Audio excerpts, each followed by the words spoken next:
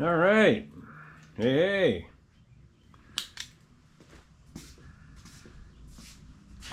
Welcome, ladies and gentlemen, to another exciting edition of Faulkner Fixes All. And today, well, where do we start on this old clunker?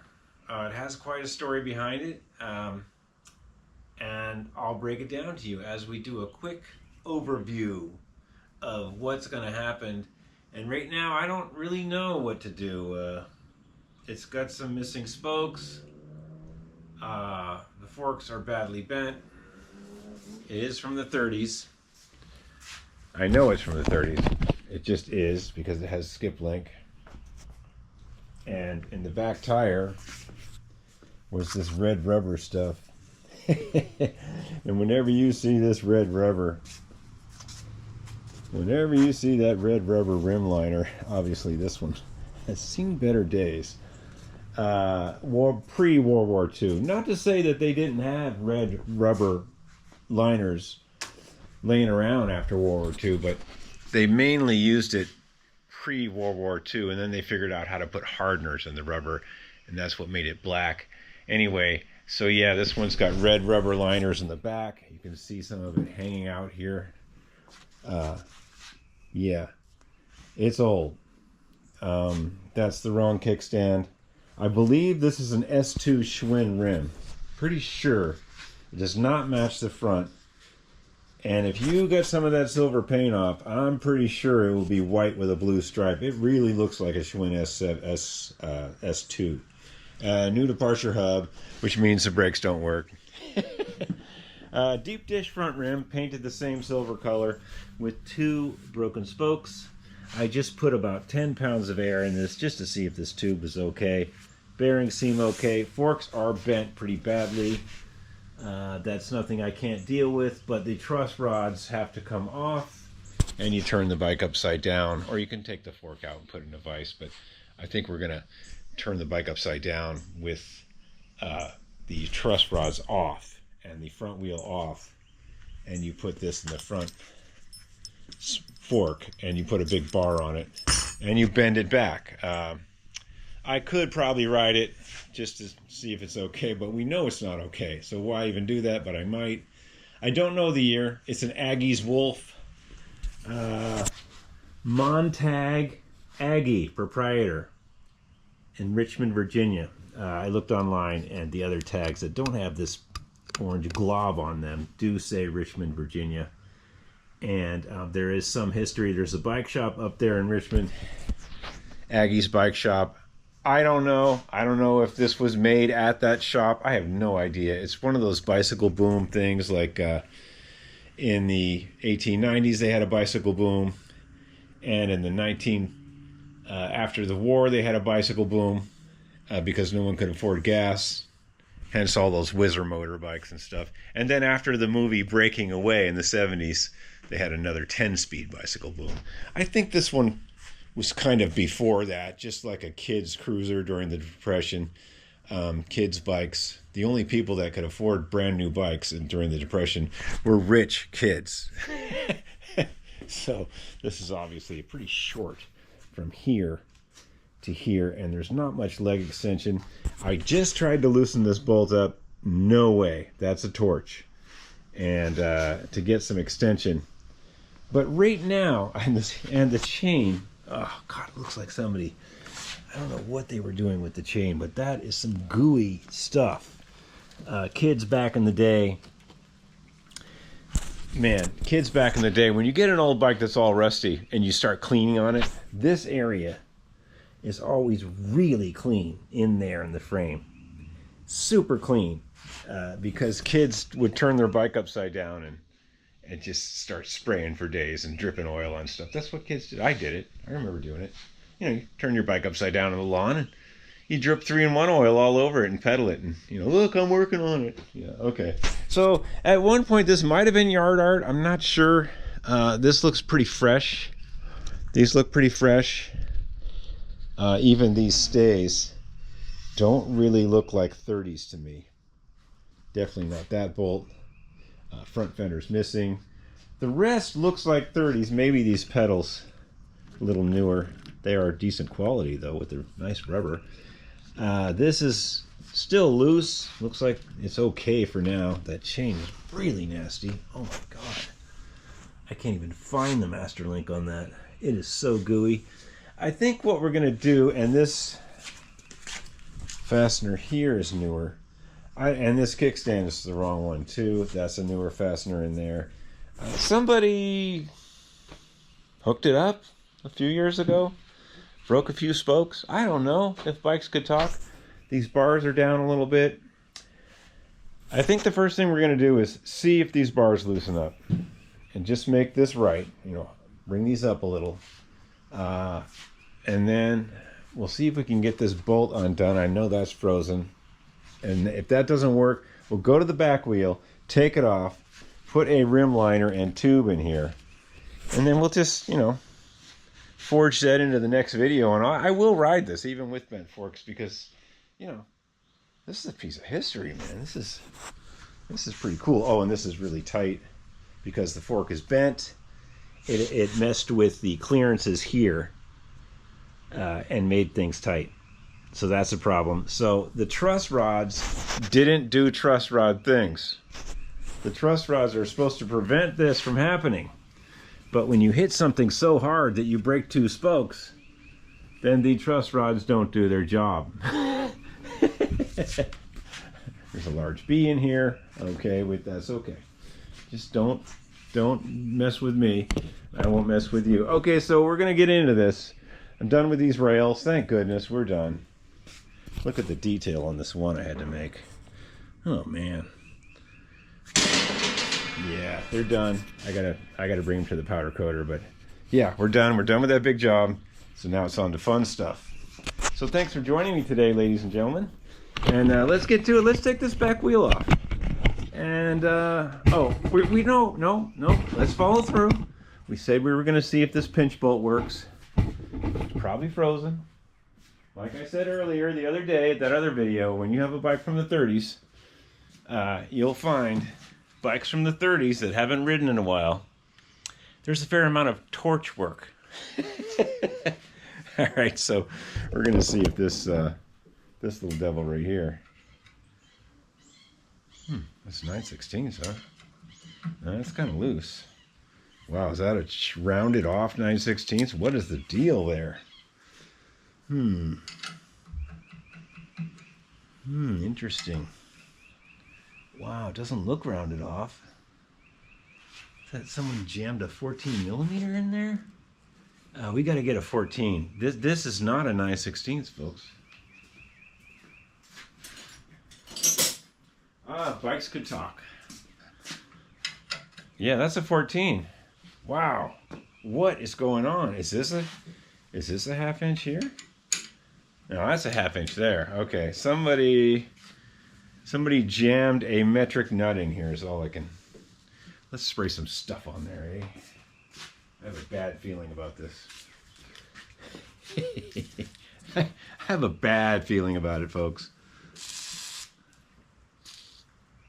Okay, like that's gonna do anything. All right. All right, wish me luck. Oh no, I got WD-40 on that brand new tire from 1930. All right, so here we go. We're gonna muscle this sucker down, and hopefully it'll have sounds that I want to hear. You guys ready? Okay.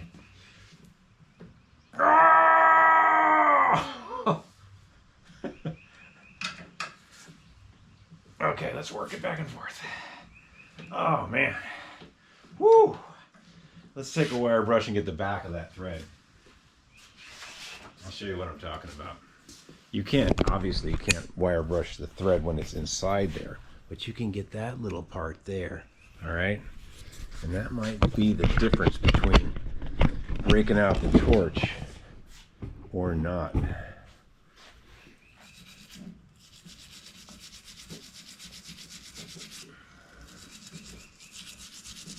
I have my doubts. All right, let's work it back and forth. This is not going too great, but at least it did unfreeze. I can feel it binding really bad.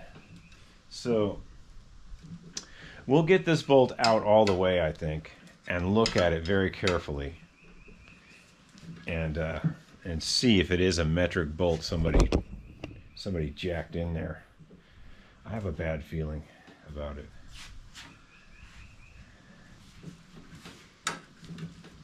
And let's just work it back and forth. It's either get it out this way or get the torch and heat it up red hot. I don't really feel like doing that today. Oh man, it's struggling the whole way. Oh, is that it? Or did I break it? Oh, I got it. Woo! I thought I broke it. All right, let's check this out. A 14 millimeter head, huh? I know they did some goofy stuff in the 30s, but that doesn't make sense. Sure does look like a... It sure does look like the thread is correct. Slightly bent. Yeah, you can see it. Watch me turn it. Ready? Yeah, that's probably what was going on. It's bent. Man, if I could replace that, I would. Okay, let's put this to the side. We're going to blow some compressed air in there. Because we can.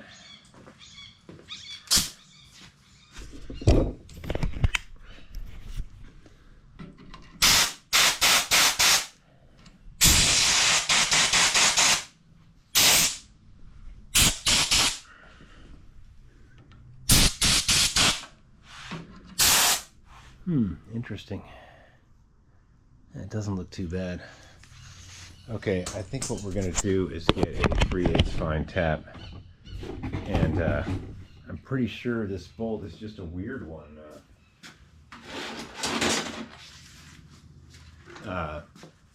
It looks like 3/8 fine to me, but it's bent. And let's just give it a better chance at being nice again. You know? Let's get a 3/8 fine, if I have one.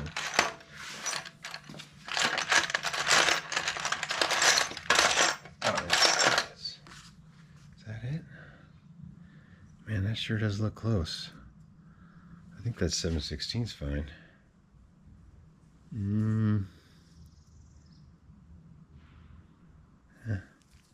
That looks pretty close.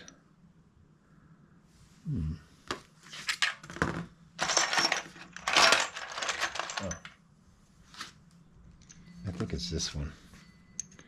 Yeah, let's try this one right here. You guys still with me? I know this is so exciting. Another bike from the 30s. Needs a lot of love. Oh dear. Yeah, that's the one. I think we're going to put some grease on it to catch anything. Although we have compressed air right here. Let's just run it in.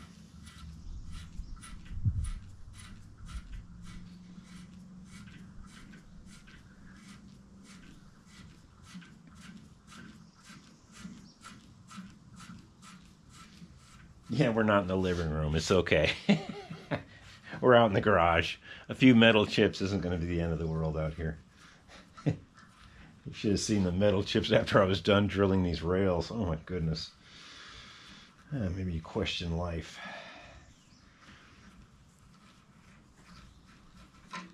Okay, we got a little stuff out of there. And that bolt is bent. And, you know, I would love to replace it. I think we're just going to wire brush this up, put some grease on it, and put it back in. I don't want to really mess around with changing parts out on this bike. You know, it's so old and you start changing things out. I know this bolt works, it's just bent. And with the new life, with the new lease on life it has with the chase threads, and there's some of the rust gone off of here, and the fact that we're going to put some grease on this, it'll probably be a bolt again. All right, let's put some grease on.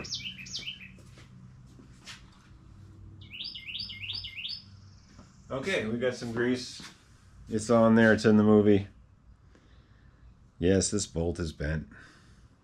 We know that. In you go. 14 millimeter. Oh, you know, we didn't even check if these bars even move. After all that. We didn't even check if they move. All right, let's see if they pop up how we want them to be. Oh yeah, oh yeah. You know what? Let's take them out here and take a look. Oh yeah, these have been mangled so many times. Yeah, I don't know, folks. I don't know if that's going to tighten up or not. Look at the wear on that. You can't even see the ridges anymore on the top. Let's put some steel wool on this and clean this a little bit. Not that it's going to matter very much. Just for my own, just for me, really. Like, I did the best I could to make this cinch down again.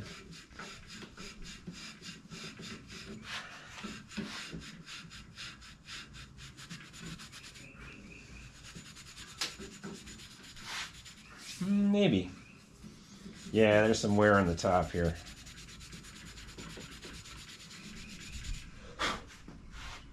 Yeah, there's a little wear on the top. It might work. All right, let's pop it up. Man, all this work just to get some handlebars. Tough around here. Okay. Well, the bike's from the 30s. This is what you get.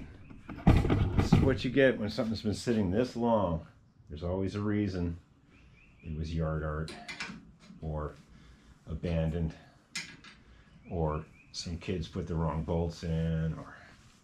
Although I'm thinking this is probably the correct bolt for this. Okay, we got it up. Yeah, that's about right. Yeah, I'll tighten that up and we'll see what happens.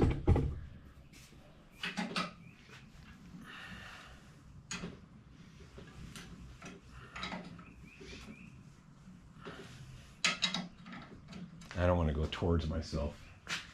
You know, if you go towards yourself and it breaks, you know, they'll call you Bucky.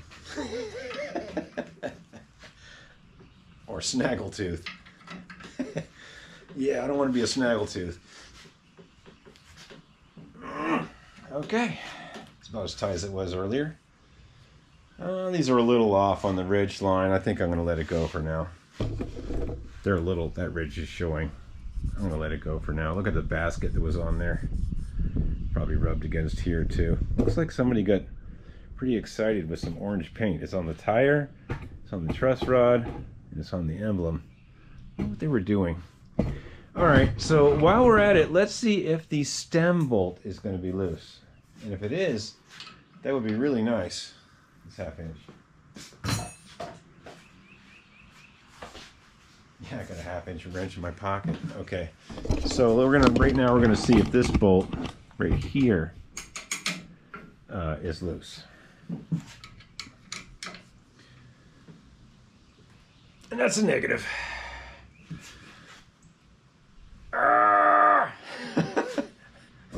Yeah, that is a big fat negative. Oh, okay, it did break free. Barely.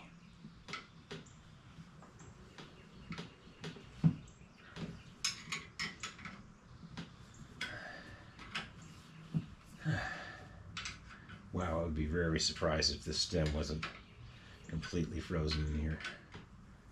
And you know, if we get this out, the stem will be a really junior size.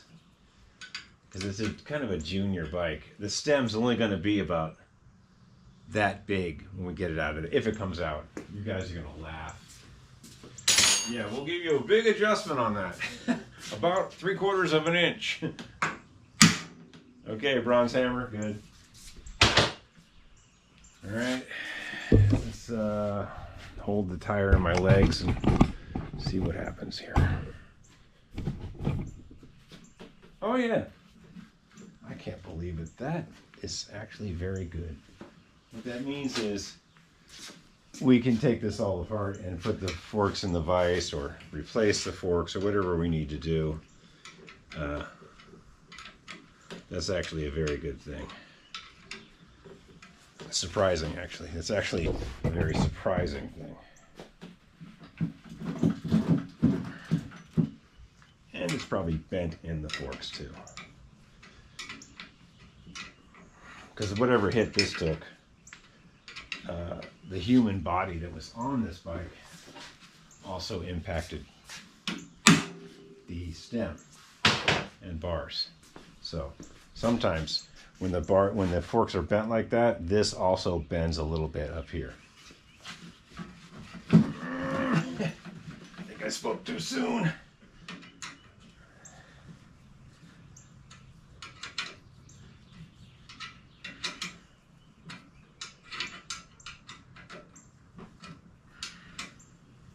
Yeah, I think I spoke too soon.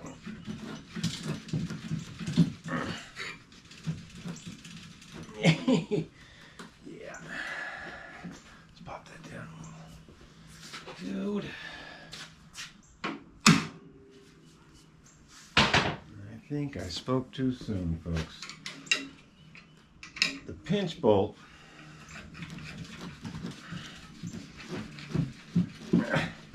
There we got it.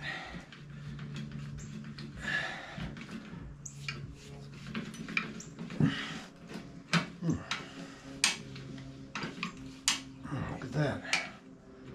Huh. Strange. That's a new one. This looks like the wrong pinch bolt shoved in there. Huh, that should... How did they get that on there? Either that's the wrong crown bolt nut for the headset. Huh, interesting. It looks like... I'll keep working it. We'll spray it a little bit. That's a new one. Yeah, it's always a new one.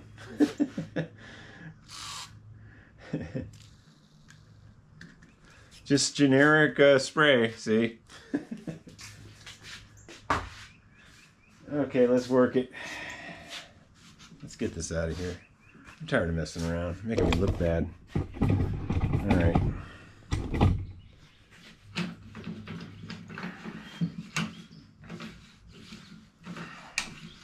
Trying to pop myself on the nose. Tighten that up a little, actually. There we go.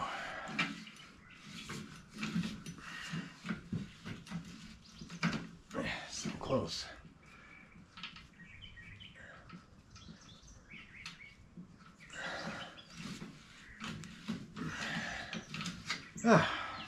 And there we go. And yes, it is a junior size. Eee. Definitely kind of a junior size. So what do you get there for adjustment? You get about that much. You don't get much with that. Okay. I know we got sidetracked, but while we're here, we don't have time to unbend this fork today. You know, what I should do is just take it apart and unbend it. Yeah, I think we're just going to follow through. We're going to disassemble this. I'd love to ride it right now, but I think we're just going to follow through. You got to make these decisions. And I have lots of other bikes to work on, but we're going to take the truss rods off. We're going to take the front wheel off. We're going to undo this, and we're going to get this fork out. And I won't bend it back on camera, but the next video after this, we'll be shoving that fork back in, and we'll be ready to take a ride almost. All right, let's disassemble this sucker. I'm tired of messing around.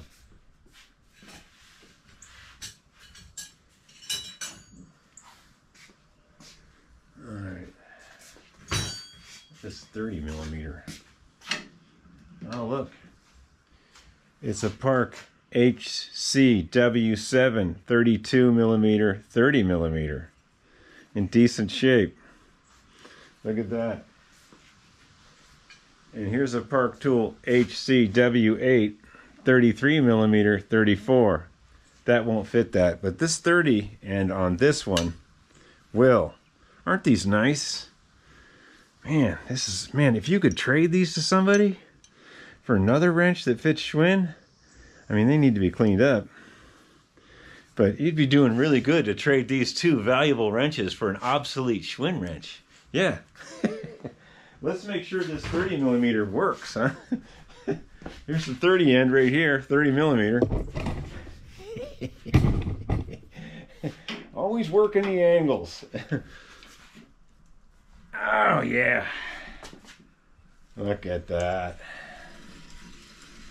Yep, I think we're just going to follow through, folks, and take this fork off and just kind of make this right. Yeah, let's get you down here. Let's take the wheel off next. The wheel needs some spokes anyway, right? I mean, who am I fooling? All I would be doing is riding a bent bike, you know. Yeah, it's bent, yay. You know, whatever. I could bring these over to Fred and have them truss rods dipped, maybe. Fred loves dipping parts. That's what he does. He calls me every week and says, "Hey, do you have any parts I can dip?" No, Fred's got his own collection to worry about. All right, let's take these out. Now, another thing about these truss rods is, you know, Schwinn had the wheel locks and all that stuff. Wow, these washers are wrong. Oh, look how big these washers are for this. Yeah, that's some kind of new hardware for some galvanized bolt or something. This one, maybe, I'm not sure. The Schwinn wheel locks keep the wheel in, but if you had truss rods, they also kept the wheel in. Yeah, interesting to know. All right, so let's take this wheel off.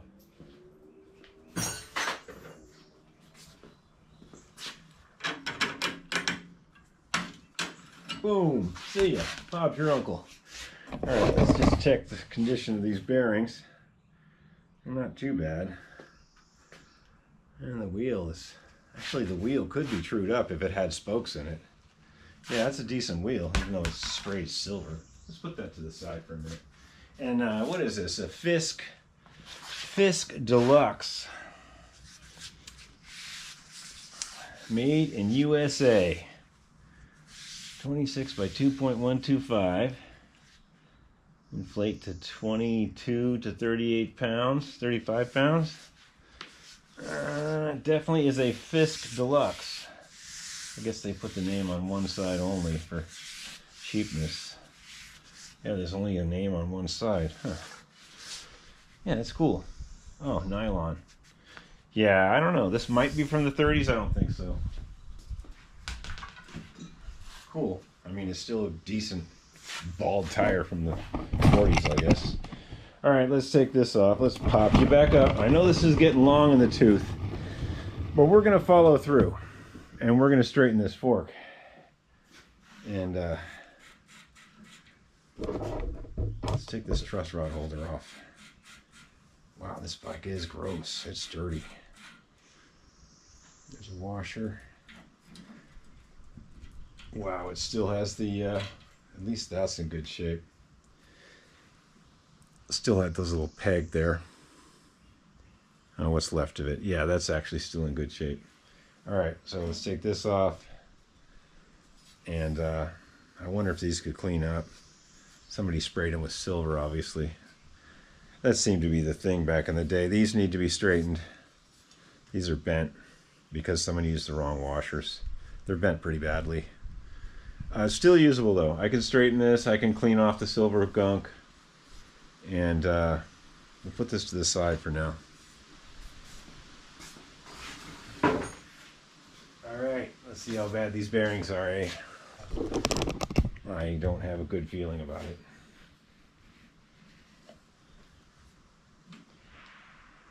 And it's frozen on there. Yay for frozen stuff. That's why it's so tight. This moved, and it's tight. I can feel it. It's really tight. Let's spray some no-name stuff in there. All right, let's get a pair of channel locks on this.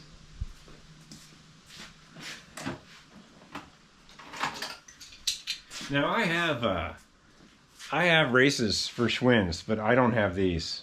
These are going to have to be reused, or some are going to be machined from Schwinn style, maybe. There's a chance I can do that. Oh, okay, it wasn't that tight.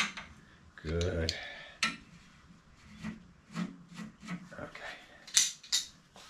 get a cup to put all this stuff in, or something.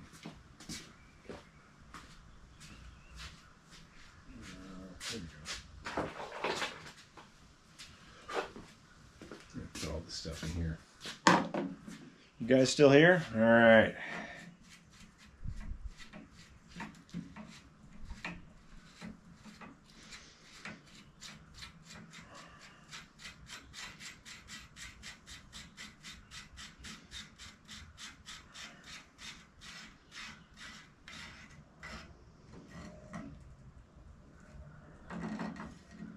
Yeah, it's always a good sign when the bearing stays in there. Oh yeah, that's wasted. Oh man. Yeah, oh dude. Somebody wrote it so long in the bent position. I don't know if you can pick that up, but they wrote it so long in the bent position. You can see the back of the bearing riding in the middle, and the front's like up near the top of it, you know, because it was cocked from being bent. And the tube is bent too. Oh man, I was hoping it wasn't. Let's get you out in the light here and I'll tell you what I'm talking about. It's not good. This fork, I might just replace it with something, if it's even the right fork. Yeah, let's get you out in the light here. So when you sight down it, obviously you can see it's bent here. That's no problem to fix that. When you look at this, you can see this mast part. It hit so hard, it bent the whole fork like that. So that was quite an impact. At this point, I'm going to look through my fork collection. Although this is probably the original fork. You can see some white little doodads on there. Some little decal of something. Kind of gone on here. There's something there that was... Yeah, anyway, you can see how it was riding high here. And in the back, in the middle, so it got bent and pushed over so bad. All right, well this fork is going to require a lot more work than I really want to do for it. If I have one that's even remotely close, I'm going to use it. But this, I can deal with this, but it's just a bummer. This ruined race is the least of our problems. We have some other issues here. You sight down this, you can see that mast part is pushed back. Okay, well that's exciting. It's not just a quick straighten. And these races, they're not a Schwinn size. They're thicker. This is 30s. It's not pressed Schwinn from the 60s, which is good quality, but it's just different. And the bearings are a little different, and these are a little thicker, and this diameter that goes in here is, I'm not sure until I pound them out, but I'm pretty sure from working on bikes from the 30s that it's different. You might get lucky and the Schwinn races pound in, but then you definitely have to use Schwinn other parts too. And is it the same thread? Well, we can check right now and see if it's the same thread. Won't really matter because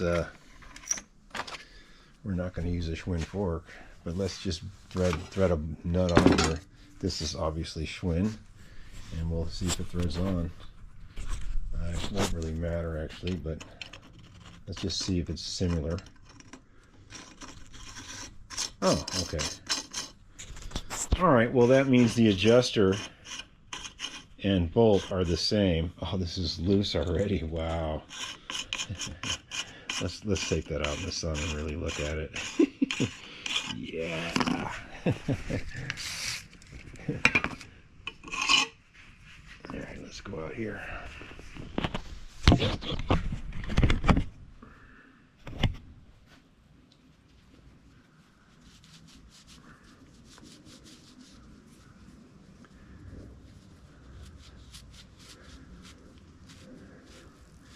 Oh, if that's loose, that means those forks are definitely trashed where this press is on. Oh man, there's just so much wrong with this fork, guys.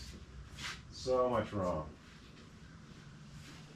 Yeah, let's go out here and we'll see what's going on in the sunlight. We like sunlight around here. Yeah, so yeah, this is definitely pitted, and you can see how it's been riding high at the back or at the front there. And at the back it was riding kind of low because it's bent. And they wrote it so long that it's actually loose on here too. Man, this fork just has so much wrong. Oh, and it's bent this way too. Great. It's actually bent that way also. Okay, you know what, folks? That tops it. That's the clincher. What was that? This just fell out of the fork. What was that? Oh my God. This piece just fell out of the fork. Oh, it's some kind of fender deal. Oh, look at that. Wow, they really thought about you in the 30s. There was like a little special bolt that went up in there for the fender. Probably very one-off only kind of thing. Huh. Well, I'd love to reuse this fork, but it's not looking well. Wow, he's got a square head on it and everything. Look at that. That's crazy. All right, well, okay, so what's wrong with this fork? The race surface is ruined. The mast is ruined. It's bent in, and it's bent this way when you look at it. It's actually, this blade is bent over. All right, so you know what? That is just, it's just one of those things. It's just a big fat no-no. There's a lot going on there, and I can't deal. I'm just going to replace the fork with something. Yeah. All right, well, that about wraps it up. You know, I thought it was just a quick, let's bend it back and mess with it and change the rim liner and put a tube in it and go riding it. Oh, I forgot to tell you the best thing about this bike. And thank you, John, for hooking me up. This is the best thing. There's like a Don Garlits front engine dragster lithogram on that seat. It's not a sticker. That is not a sticker. And it says, I can barely read it, but it says Don Garlits something, wins racing. And that was definitely before he had his big accident and sketched his rear engine dragster in the hospital. So this is before Don Garlits had his accident. This is an actual seat. It's made by Troxel. And that's not a sticker. That's a lithograph on that seat. It's pretty cool. Anyway, my buddy John found this. He was messing around down in Asheville, and he found it. I think it was at Habitat for Humanity. And yeah, I got my feelers out, you know, when people know that something like this pops up that's cheap. And it was a deal, too. For a bike from the 30s, it was a deal. Anyway, I got my feelers out, and my special crew of bicycle delinquents. Anyway, yeah, that's really cool, folks. That is so awesome. Yeah, okay, so that, you know, I don't know what to do, folks, besides dig through my fork pile over here. That's about, I gotta go through some of that. So I'll let you know how that goes out. Part 2 of this video, you'll see a nice, bright, shiny black fork in there that doesn't match. I can't deal. It's just, this is just too much. It's bent in several different ways. It's bent 3 ways. And the rule of thumb is, if it's bent 2 ways, and it's a Schwinn fork, that's one of those forged blade kinds, or a decent Schwinn quality or something newer, you can deal with it. But if it's bent 3 ways, it's not. And oh, and the whole race thing. So it's bent 3 ways, and the race is loose on here. You got to make the call somewhere, folks. Okay, so that wraps it up. It's an Aggie's Wolf. Montag Aggie proprietor, Richmond, Virginia. I know you can't see that because of the orange paint, but it's there. And it does pedal. It does have a new departure hub. Whether or not it was yard art or not, I don't know. At some point, somebody tried to bolt this fender back on with the wrong stuff. This is frozen, and this seat is ultra cool, and it has the crash bar. Hope you've enjoyed today's video, and the next video, part 2 of a million, will be me figuring out how to deal with life on this fork. I really don't want to straighten this fork. leave in the comments about how much you don't want me to fix this fork. Okay, just tell me, you know, buy an aftermarket Springer or something. just tell me it's not worth it. Let me know. Let me make the mistake so you don't have to. Hey, thanks for tuning in, and thank you for all the paid subscribers. And think about becoming a paid subscriber. Sometimes I even have special videos, and this is not one of them. This is going out to everybody. But thanks for joining me, and part 2 will be me figuring out the fork. Okay, have a good day. It's all going to be good, folks. Don't feed the negative. Look at that. Do do do do do do do do do do do do do do do do.